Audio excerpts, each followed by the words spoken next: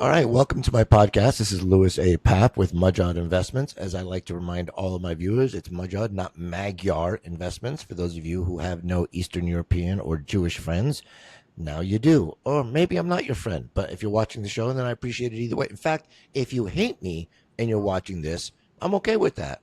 I can't imagine why you would hate me, but because you don't know me well enough. But we'll move on. I have with me a man who it would be, I don't use the term expert often because I think most people are not experts in most things. However, when you have someone who has the tenure and the experience and here's the important part, the success in a specific endeavor, you have to defer to experts. So, a real estate expert, Mr. Joseph Aquino. Am I pronouncing that? Is it Aquino or Aquino? Aquino. Aquino with us. And I'm going to allow him to introduce himself and tell us a little bit about himself. So, go ahead, Joe. Hi, Louis. Well, first of all, thank you very much for having me. It's a pleasure to be on your show. And I guess to start off is I'm a Brooklyn boy, and The accent is a dead ringer. Can't miss it. I'm 70 years old now. I'm very proud to be 70, and I just wrote a book, and it's called Memoirs of a Watch Salesman, and it's my 50-year journey. And why we would call it Memoirs of a Watch Salesman, but it's a New York real estate story. So that's part of the title. It's I started as a peddler on the streets of New York, and it was 1976. I was living at the George Washington Hotel on 23rd and Lex. And Back how luxurious was that hotel, Joe? back then it was, I think, about 80% senior citizens. I mean, Okay. we had two famous people, well, soon to become famous people. Dee Ramone came out of there from the Ramones, and Keith Haring, before he was a famous artist, he was going to school down the block at Visual Arts. Now, Okay. all of us, now this is 1976, and if you can imagine this, we would get on a line once a week to pay our bill, and of course they wouldn't take your check, and charge cards weren't popular then, and we were paying $50 a week cash. And my Wow. boss used to say, Joe, but make sure you get a receipt. So, so it was a lot of fun. And so basically, what the book starts out, it starts out at the gritty part of New York. Now, not far away from us, you had Robert De Niro filming Taxi Driver at Horn and Hardart, and Al Pacino was in Brooklyn filming Dog Day Afternoon. If that No, gives no you kidding. a kind of a feel of how I started. So sure enough, we're selling merchandise, but we're selling really good merchandise. We're selling Sheffield knife sets imported from England. It was a box set, with 36 pieces. It was something that you can give your mom for a Christmas present, and she Okay. would love it. We were selling copper-clad pots, crock pot sets, and 36 piece glass sets. Now, I would sell out in an hour and a half, 2 hours. And Wow. but then there were some guys that they'd be 8 hours later, they're still out there. So sure enough, sooner or later, the cops would give you a ticket. So Yep. unbeknownst to me, the owners were giving out false IDs to the guys that they couldn't sell the product right away. Oh, So that's very slick. Huh. yeah, Okay. but one day our store was across the street from the 17th precinct. I luckily got one of my bronchitis colds in the middle of summer, so I had to stay home that day. And the cops walked across the street and they locked up the two owners for the evening. Wow. So, Well, yeah, so, well, so so Peter, bronchitis helped you avoid some legal consequences. that's for sure, for sure. Yeah. Then from there, Peter was one of the owners. It's a big story. He was a former heroin addict that was now in a methadone clinic. But what was so unique about Peter and how Peter was so important in my life, he was a former encyclopedia book salesman. He would also sell the World Book Encyclopedia. So he taught me how to the science of selling. Ah. Which All right. these simple techniques I carried through the rest of my life. Like, there was one time when I was doing commercial real estate, and for your audience, I'm a commercial real estate broker in Manhattan, and for 40 years I've been practicing commercial real estate. There was one incident where And what's the name of your company, Joe? Not, I don't want you to forget what well, you're. yeah, now it's I'm with my company is called J Cress. It's J Cress. JAACRES, J Cress. All right. So sure enough, this is J Cress. Oh, there you go. Well, it's going to be printed on the screen for all the viewers, so I'm going to have them on. Yeah. So sure enough, now I'm using the same techniques as hustling on a street corner, and I'm bringing it into the boardrooms. So one time, I'm like face to face with Carlos Slim, the Mexican billionaire, and his captains, And for those of you who don't know, hold on one second, Joe. For those of you who don't know, Carlos Slim at one point was like the third or fourth richest man in the world. Yeah. So not anymore, but yeah, he owns the Mexican telephone company. He's big on Mexican. He cornered the market on cell phones for everyone south of Texas, basically. Yeah. All right, go ahead. This is a very smart man. Yes. But in negotiations, in my book, and I go into the real detail on how to negotiate, how to push back, how to sell, how to market, how to pivot. When you get knocked down, resilience, when to balance up. How to have faith, how to work in teams. I mean, I had a business partner for 26 years. Everyone says that they know how to be a partner, but there's a certain thing you need to be a partner. But sure enough, I pushed Carlos Slim, where we did a deal in 5 days. We went from bid to closing. We didn't even go into contract. And, wow. Yeah. In 5 days on a piece of property? Days. Yeah, it was a major townhouse at 10 West 56th Street. It was a townhouse that at one time Elizabeth Taylor and her third husband, Michael Todd, lived in. No kidding. Years later, Felicimo, a Japanese company, converted it to a commercial, and it was their store. And then finally, one day, they said, you know what? We're going to hire Joe and Faith Consolo. That was my partner for 26 years. And he talks about her in the book, just those of you know. To sell it. So the asking price was $20 million, and wow. They initially came in at a price of $9 million. And what we did, we didn't call them back. And what happened is they wanted the building, so they kept on calling us. So finally, they were working through a broker. Her name was Roxanne Gerard, and she was very competent. But one day they called without her, and there was 3 people on the phone.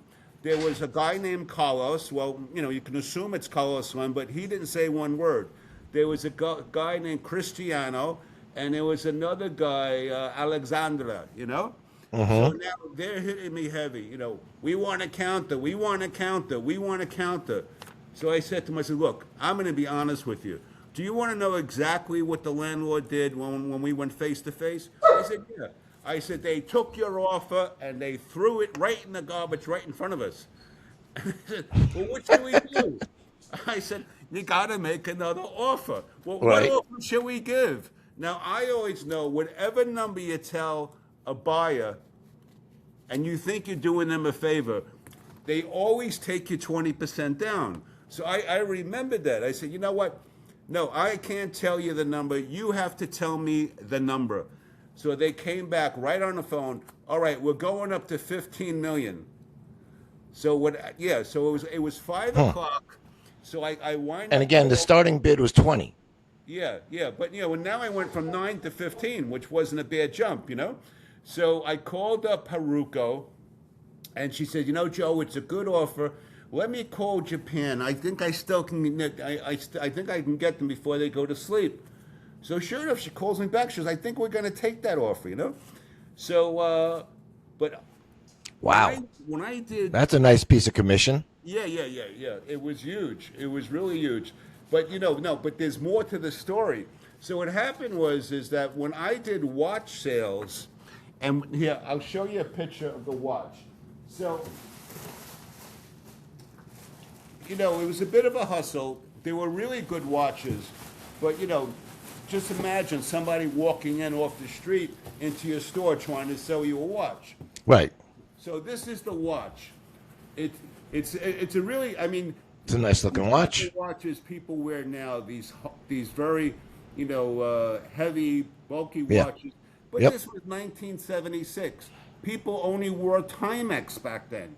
Now, And they were pretty slim. Watches back then were slim. They weren't the big right. bulkies. Yeah. What was unique about this watch, on the black dial, it had cities. So here you see. Oh yeah, yeah, yeah. There it Yeah, is. yeah. So this watch was unique. If you put New York on the hour, you Uh-huh. were able to see the times of all the cities around the world. I Huh. mean, you can see Baghdad, Yeah. Arusha, Rome. You got right, Skagway. That's in Alaska. right. Honolulu. Yeah, yeah. But guess what? It's 1976. Nobody was traveling back then. Right. But it was unique. so, so the funny part is that the sticker price on the box said 125, but right away to create credibility, we would say, Mr. Jones, they really go for about 60, 65 in the store, but today we're letting them go for $30 a piece. Now, what happened is that there was a certain number in their mind that they felt safe giving, even if the watch broke tomorrow. So right away they would come out and say, "I'll give you 20." So my boss taught us, if you go for 20 very quickly, they'll take you down to 15. So you had to give them a little bit of a tug of war. So now here I am. It's 40 years later, and I realize if I go back to Carlos Slim and say you got the deal at 15, he may say, "Gee, maybe I could have got it at 14." So the next morning they call me up, and they said, "What's the deal?" I said, "We need $500,000 more." $500,000 more. Yeah. I was Okay. trying to get them to 15.5. Right. Sure. So sure enough, they said, "All right, we'll call you back in 10, 15 minutes." And in 10, 15 minutes, they came back. They said, "Okay, we'll give you 15.5. Now I had to worry. Now if I go back to Haruko and tell her she Right. got 15.5, she may say, "Well, maybe I can get 17."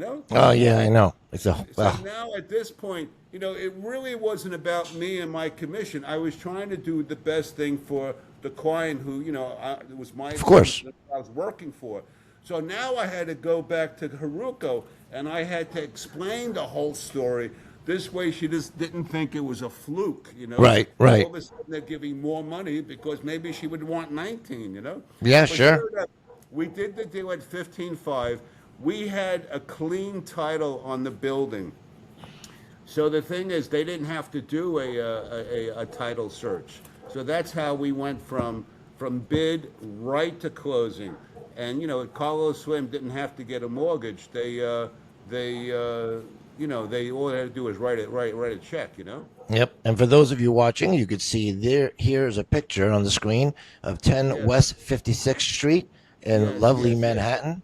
I guess Yes, it's this yeah. building right here. This one. Yeah, it's the middle building, right? It's that gorgeous. It's Look at that. not the red brick building. It's the building to the left of it. It's a Right. gorgeous building. They still own it. They love the building. Yeah. Well, it looks So- beautiful. I mean, that's the kind of property you hope to own in New York Yeah, if yeah, you ever yeah, get. yeah, You know what I mean? So I yeah. understand originally the rumor was that they were going to use it for their headquarters, but then they decided not to do it. But so over the years, I really had a very and I'm still practicing, but we were the retail consultants to the 42nd Street Development Project. So in 1992, my business partner Faith Consolo. So let me introduce everybody. Unfortunately, Faith passed away 7 years. Oh. She was this beautiful lady, and the media they coined her the Queen of Retail, because one year we did one deal a week, and what we were known to. And when do- you say retail, Joe, you're talking about retail real estate. yeah, we would do stores. Right. So we would represent like Cartier, the jeweler, Aubin Pond, Buccellati. So we got a call, 1992, and it was Rebecca Robertson worked for the Urban Development Corporation, and we're in this meeting, and she rolls out this plan, and it was 42nd Street between 7th and 8th. She said, Faith and Joe, there's 9 theaters on this one block. It's the highest concentration of theaters on one block anywhere in the world. Okay. Now, over the past 10 years, the state acquired half of the block. So we own this half of the block. And the other half of the block is still a red light district. Sure. So we kind of knew where she was going with this, but we didn't Right. say anything. She said, is it possible that we can do a family center on this side while we still have the red light district on that side? Oof, that's a And tough one. Everyone laughed. Yeah. I didn't think so. She said, Yeah. well, what, So family fun on one side, porn on the other. yeah, So yeah. exactly. Yeah, right. So sure enough, she says, look, we're looking to hire a broker, and we're looking to hire a broker, and we need for that broker to give us a plan, and we need to raise $150 million to complete condemnation. So sure enough, we didn't have a marketing program, a marketing department back then, but we worked for a pretty substantial sized company back then. It was called Garrick Org Store Leasing. Okay. We had 50 brokers, but Charlie Org was nice. But back then you didn't need a marketing department. People Sure. just, if they liked you, they hired you. But now this is the state. So sure enough, the proposal just to get the job. This wasn't even the plan. My goodness, look at that thing. Now I put together this Wow. whole thing. But what the whole thing is that the 50 brokers, everybody had 10 great deals. So I said to Charlie, I said, look, let's get everybody to give us at least 10 deals. So we walked in with like 350 retail deals we did around Manhattan over the last 10, 15 years. Jeez sure Louise. enough, Becca called us up like a couple of days later, and she said to Faith, look, Faith, I like what I see. I really think you guys are the right ones. She said, why don't you, put it get a team together and come back to me. So sure enough, we had this gentleman, really a nice man. His name was Lee Phillips. He's no longer with us, but he used to do these studies for shopping malls, where he would go into an area and see the quantitative, qualitative, hold the numbers of a market. If a market could support like 1 million square feet of a shopping mall. So basically, he came to the next meeting, and he said, look, in order for you to raise this money, he says, we need to do a study to see if it can support all this new retail. And he says, and in addition to that, I think we should do an intercept study, and like have a 10, 15 questions, and do a man on the street, and talk to the people walking by, and ask them what they envision in Times Square. And then we did another study where we invited like 10 or 15 people into a group, a focus group. Now, in the focus group, we were on one side of this glass partition where we were able to see everybody. Joe, can you hold on 1 second for me? I gotta go get my. Hold on 1 second.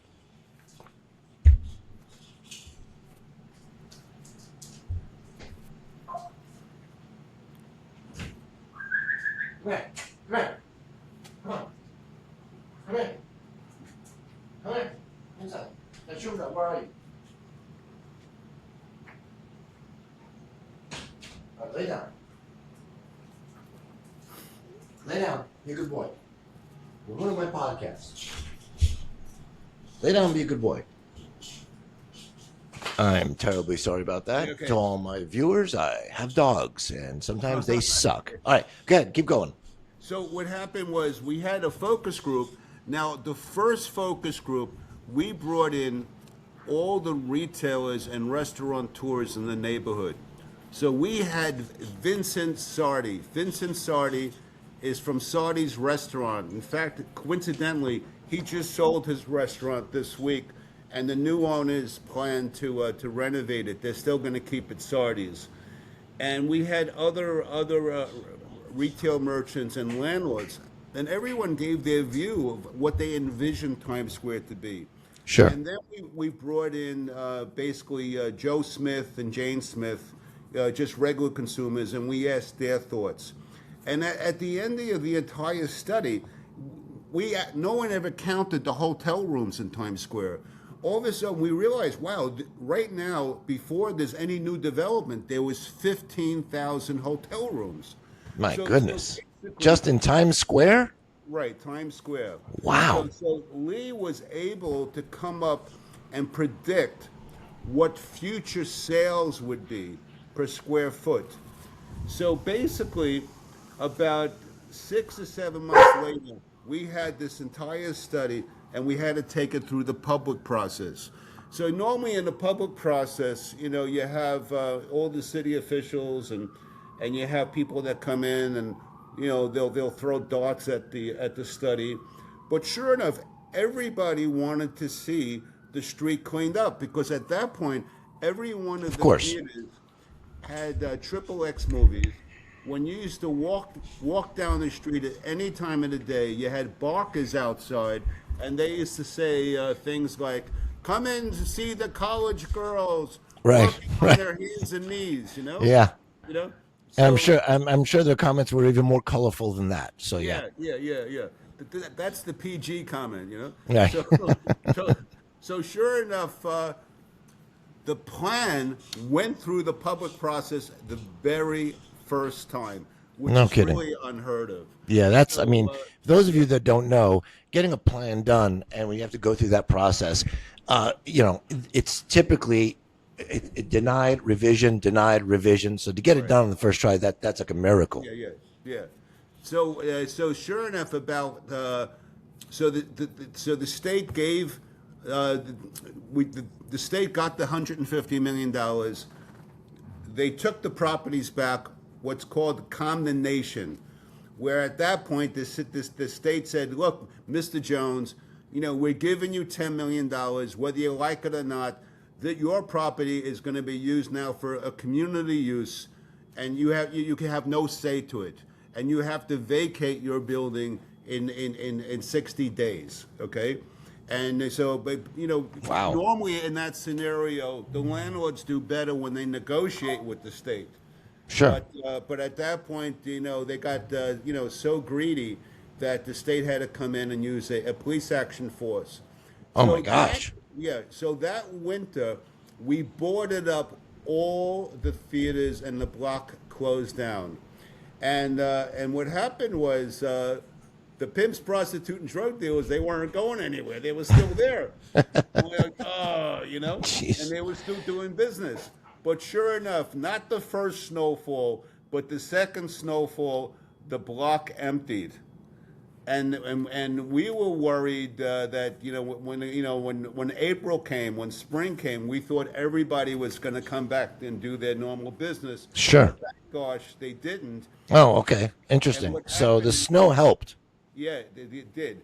And what happened in the very first year, crime went down in Midtown and Times Square by 72%. Oh my gosh. That's got to be a Everybody, miracle. did a G8 moment, like, oh my God, why No didn't kidding. we think of this sooner? Yeah. Why And, can't they do that now? Right. So yeah, the book it's a pretty fascinating book. I'm getting great reviews. So for example, Women's Wear Daily, and for people that don't know Women's Wear Daily, it's the biggest and largest international fashion magazine around the world.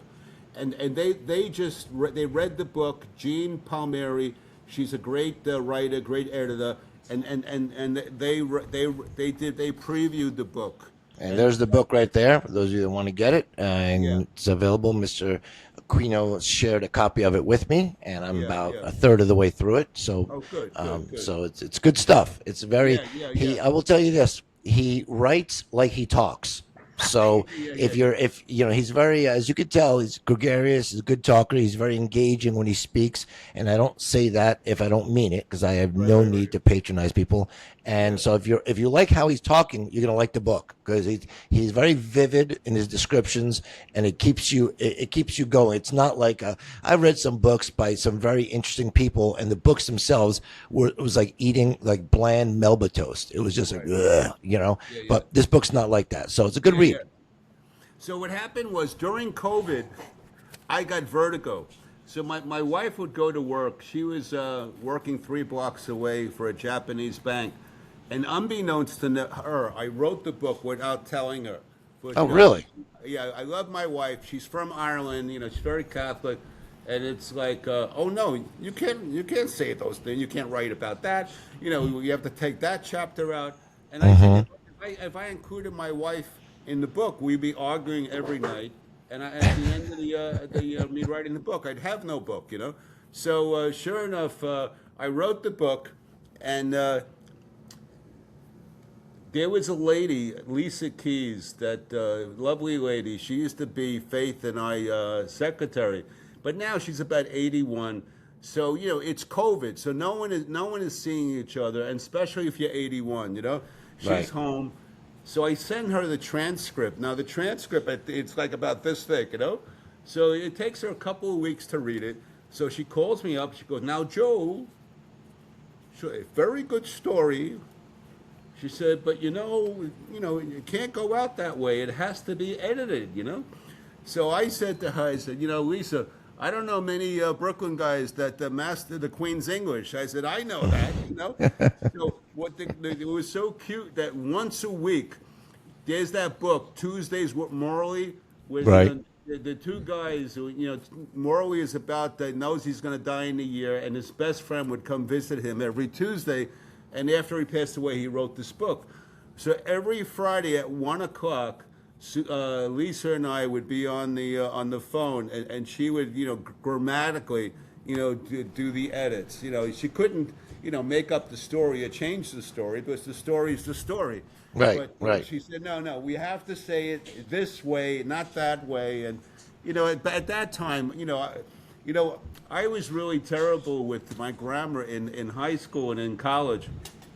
And then I finally, I took Italian for 20 years, and it actually strengthened my grammar skills. In English. Yeah, because when you're studying language, you Yep. start backing into your Yep. language. I'm very blessed. So I'm very blessed. I speak 4 languages, and I can tell you Wow, that I'm the only one in my family born in the United States. So wow, my mother was fantastic. Hey, Holocaust survivor, immigrated to the United States that's via South amazing. America. My brother and sisters were all born in Bogota, and Yeah, it's okay. He's okay. He's okay. yeah. What my point is that I've noticed that when you study other languages, you Right, start to be very particular about your native language. right, And so, like, exactly, so what you were saying, exactly. it's kind of ironic, when you focus on another language that your English gets better. So let Right. me ask you this: your experience in writing the book, what would you say it was a positive experience? Oh yeah, it was. It was. Does it make you want Well, to write another one? yeah, well, I'm really spending all my energy now to promote this book because right now I have a huge mailing list that over the years Faith and I built. I have 20,000 like C-suite executives. I mean, when I send my my list out, you got people like Elliot Spitzer that's opening it up, and That's it's something. yeah, yeah, That's yeah. good. And also, too, I have people from Creative Artist Agency in Beverly Hills opening up, and people at William Morris Agency. So I've been Huh. releasing chapters because it's to write a book and for it just to sit on a shelf Right. Does nothing. is useless. You want Right. people to read it and to enjoy it. So, Absolutely. so everybody who reads it, not just me, they say they see Netflix, they see movie. It's such a dynamic film. It's not about ego. It's about me. Coming up against billionaires. Right. Billionaires that are very greedy. I mean, they have billions. But they still want the money in your pocket. And Yep. how to deal with them. I work for guys that didn't have one Ferrari; they had 24 Ferraris. Oh my I mean, gosh.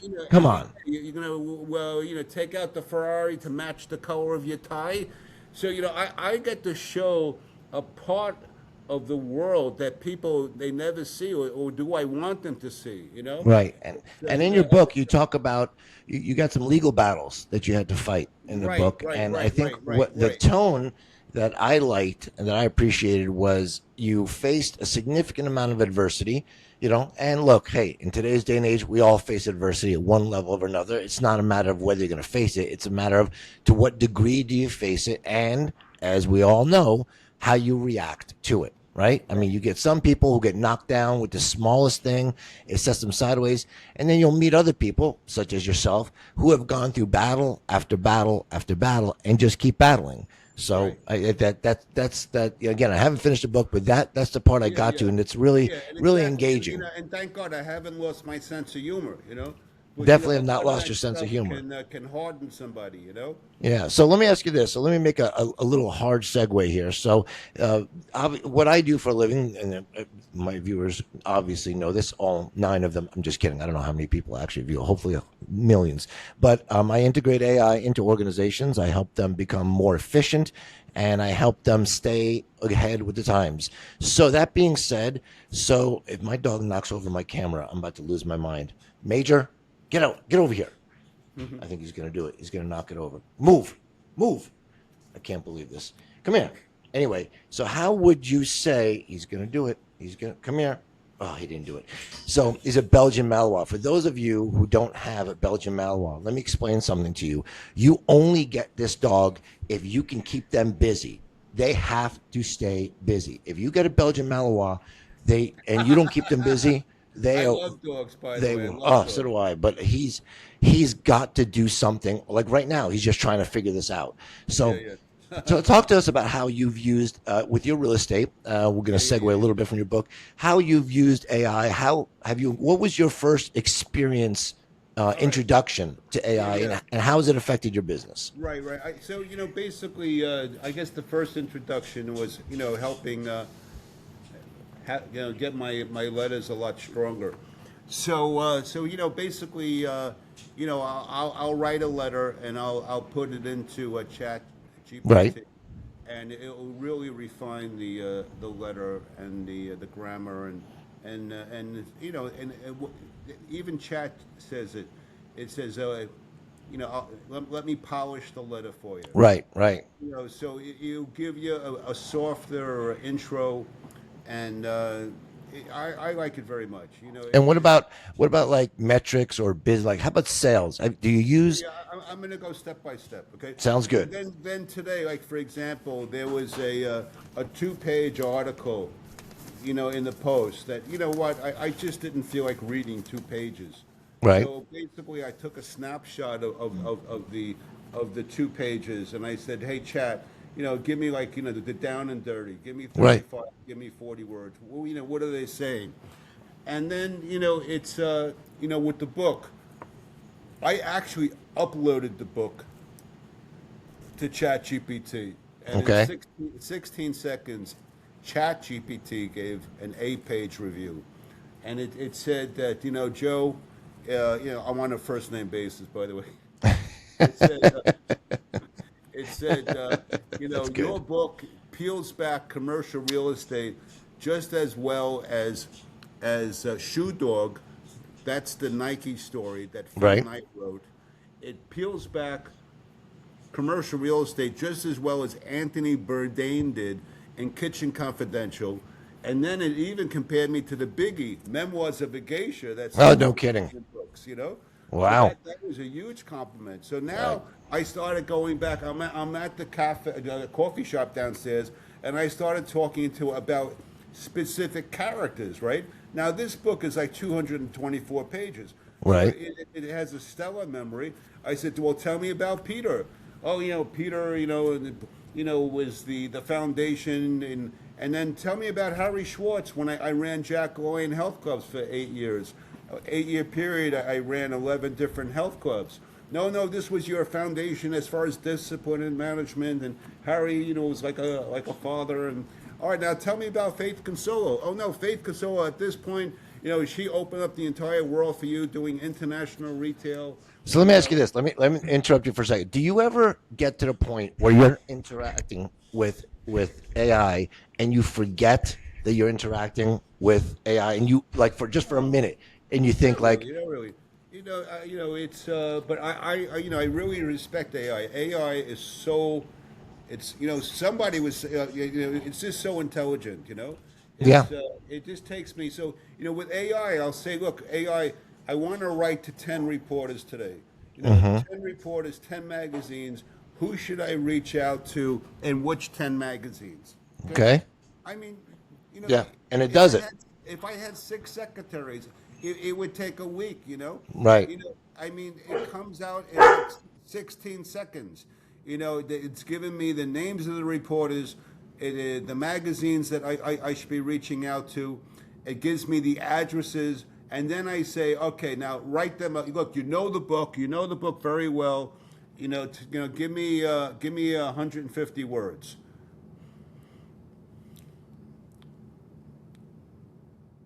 Sorry about that. Yeah.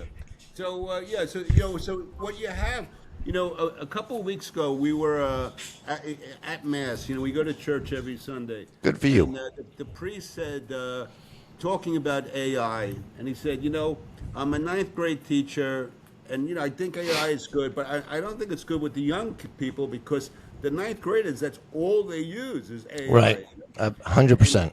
Yeah, so but for an adult like me, I've already have my skill set, so I'm really just using AI as a tool, as an And where do you add-on. see it? How do you see it? How do you see it manifesting itself going forward? Like, what do you see for the future as far as business applications with AI? Now, a lot of people, as you know, or we talked about this on the pre-podcast just briefly. There's so many people who are afraid that AI is replacing people, that it's going to take jobs away. And I've said this many times. I've been doing incorporating AI into organizations for a little over 4 years now. I have yet to do it for an organization. Yet, it hasn't happened yet where they have said, because of this integration, we've now had to let people go. That hasn't happened. Now, what it has done is it has said, has created a situation where there might be future hirings that we now don't need. That has happened.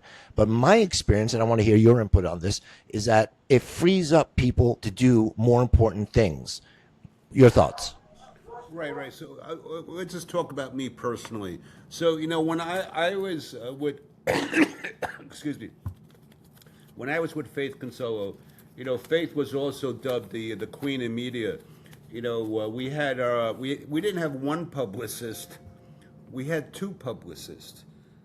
Wow. Each publicist charged us $5,000 a month. So when you do the math on two publicists, that was $120,000 a year. It's a lot of And then money. Faith also liked to be surrounded by a lot of staff.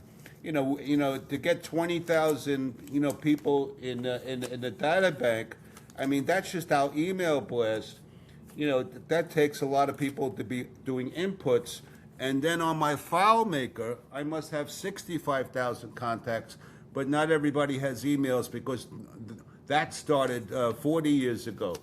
So, but basically, now in my company, I wear all the hats now because I have ChatGPT. I don't Because you have a can. publicist. I don't need a publicist. Well, first of all, I have the press list, and so I know from working with two publicists for so many years, how to do the pitch, and also I'm the natural born salesman. Yes, Well, you maybe are. I'm not a natural born salesman. I was a salesman that were taught by really great people. So, in fact, I was not a natural born salesman. Before I met Peter, I think I was fired from 7 jobs. I had 3 jobs where I was working in a clothing store, and yeah, after a couple of weeks, it's like it's Friday, Joe. You don't have to come in on Monday. Yeah. But Well, those but jobs. you don't think you were a salesperson at that point? You don't think that was in you? It wasn't. It's Peter really taught me, how to do the pitch, how to do the presentation, how to close, and then, once you go for the close, once you ask for the money, once you say like Mr. Jones, it's $30. At that point, you have to shut up and you have to listen. Absolutely. Peter taught us the first one who talks after them loses. Absolutely. Amen. Okay? Amen. And that is a classic, excellent sales technique. You gotta learn to shut up. Right. So at that point, they either say yes or they come up with an objection. Now, every product or every service has about 10 objections. They don't have 100 objections. So once you know how to answer all the 10 objections, then you would go back to Mr. Jones and you would go into the next pitch, and then you would answer the objection, and then you would go in for the close. So that's I don't know where I'm going with this. Yeah. I was asking you about the future of AI into your Yeah, the business, future of but AI. but yeah, But that's no, so the future of AI is, I'm like, I don't really need these services because AI, and also too is that AI doesn't answer back. right. And it doesn't take days off, and it It doesn't doesn't call take in days sick. off. Yeah, that's and it's funny you say that because that's I mean the personality part. I've said many times that there's a dehumanizing effect with AI, and it's just a fact. It is, and I've said also that ironically, even though this is what I do for a living, I'm not a huge fan of AI in every aspect. I'm not. But the fact of the matter is, it exists, and everyone uses it, and everyone who's not using it is falling behind. Now But listen, with AI, I use AI 20 times, 25 times a day. Now, like twice or times a week, if I'm feeling low or I just need to, I would go, AI, how am I doing so far? And AI, someone says, AI likes to stroke people. right. That's okay. I don't get it from my wife. I'll take it But from AI. hey, amen. If you So, get it from somewhere and it yeah. helps you out throughout your day, do it. Yeah, so it will start off like, look, you're 70. Most people your age are winding down. You're winding up. You got a published book. WWD just wrote an article on you. You're doing this. You're doing that. You just went to this seminar. You just sent 4 letters out to these people, and and it'll give me a rate. You see, on this I give you an A minus. This is an A plus. This on the B you can work a little bit smarter. Well, I So, gotta say, really, you must live a pretty healthy life because you look good for 70. So I gotta yeah, tell yeah, you. yeah, So yeah, yeah. So, how important is health and fitness to you? so the being successful, it's the whole gestalt thing. Well, thank God, well, first of all, both my parents died of heart attacks. My Oh, I'm father sorry. died at Wow. 51, smoking 2 packs a day. Mom died at 57, smoking 2 packs a day. Wow. So, when I entered the health club industry, and I was early on in the health club industry before Madison Avenue made it popular. In Right. fact, in 1978, people were still smoking 2 packs a day. They would come in. Sure. It would be an hour presentation to get them to sign up that day. Yep. You would have this interview sheet. It was four pages, and first you would lay out the hours. You say, Mrs. Jones, it's 10 to 10 Monday through Friday, Saturday 9 to 6, Sunday 9 to 5. Do you think, do you have time to come 2 or 3 times a week? If they say no, you got to stop there, and you have to get them to figure out when they can come. Right. Then we used to go in and show them how to with the exercise program with the instructors, how the first 6 months we're going to reduce the fat, and we're going to tone the muscle, and we're going to get you to your desired goal.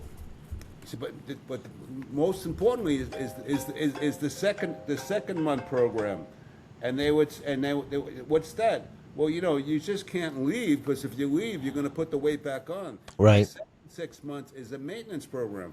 So right away we got them now thinking a year. Sure. Then when we used to go for the close, all right, Mr. Jones, Mrs. Jones, the executive program at $695, and this includes and concludes the first 6 months for you taking the weight off, slimming down. The second 6 months for the maintenance, and then if at the end you say, all right, now Mrs. Jones, fill out the card and get yourself started. Right. You hand them the card, you hand them the pen. It wasn't the contract. It was just simply their name, their address, and they would sign it. But you're getting them in the habit of filling something out, of signing Right. something. They become part of it. You're getting them. You're getting them bought in. Absolutely. Then at that point, they take a step back. Well, I really got to think about it. Yep. So now the thinking about was the biggest objection. So you say, yeah, all right, I understand. But, and then we go back into the presentation. And then once you feel, you can get them in convincing that they're working out, you go, all right, so Mrs. Jones, fill out the card. So one time, I was the manager of 86th Street in Brooklyn. And we had boxes where you were able to listen to the salespeople in other offices, and it was Right. for training purposes. Yep. Eventually, the FTC banned it. But before they did that, we would help the salespeople. So there was this young fella. He was doing everything properly. So just picture like a plane coming in for the landing. Just about when it was about to touch the tarmac, he was supposed to say, "All right, fill out the card and get yourself started." Right. But he did everything properly, but he didn't say, the close. So sure enough, the plane took off. Right. So all of a sudden, the plane started going around the airport for 3 times, and when it was coming down for the 4th time, I said, if I don't do anything, we're going to lose this sale. Sure. So just as the plane was about to touch the tarmac, I pressed the button. I said, fill out the card, get yourself started. And the place went quiet. And I said, oh, my God, what did I just do?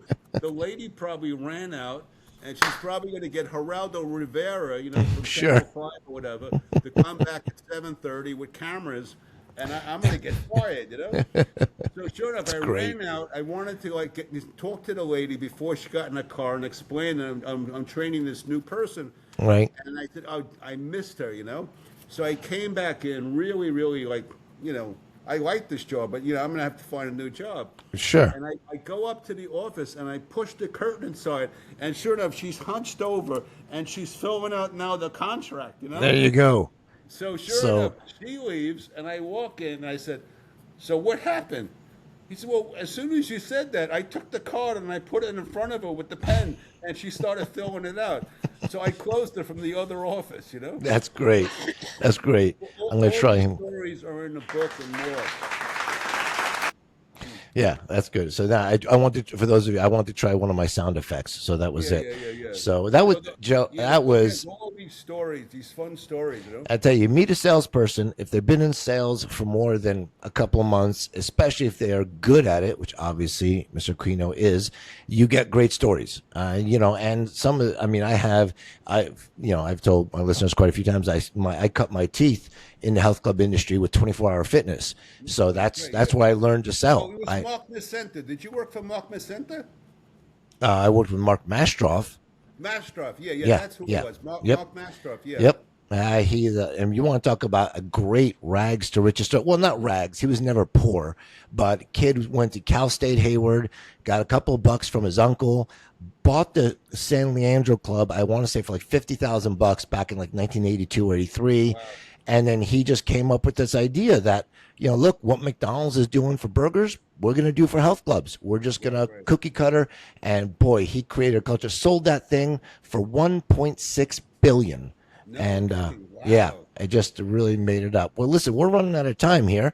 And Joe, this has been an absolute pleasure. You are probably one of my best guests because I don't have to prompt you for anything.